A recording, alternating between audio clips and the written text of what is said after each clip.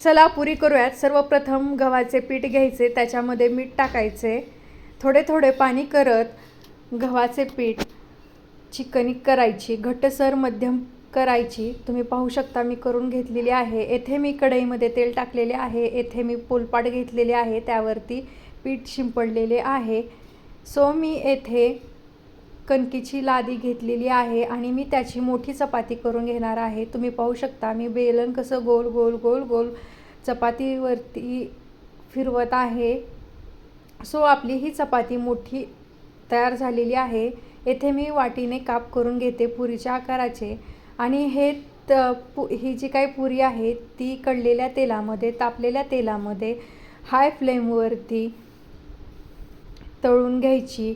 त्या पुरीवरती असे झाऱ्याने तेल टाकायचे, जेणेकरून ती पुरी टम्म फुगेल। तुम्ही पाहू शकता तर आपली पुरी ही तयार होत आहे। गव्हाची पुरी ही तुम्ही बटाट्याच्या भाजीसोबत, पिवळी बटाट्याची भाजी सुक्की तिच्यासोबत तुम्ही खाऊ शकता। एखादा तुमच्या घरी कार्यक्रम असेल तर पुरी भाजी, बटाट्याची सपक पुरी भाजी तुम्ही करू शकता। ही पाहू शकता तुम्ही आपल्या पुऱ्या कशा टम्म फुगलेल्या आहेत। तुम्ही तिखट बटाट्याच्या आमटी सोबत देखील पुरी ही खाऊ शकता। अतिशय चवीला टेस्टी लागते ही गव्हाची पुरी।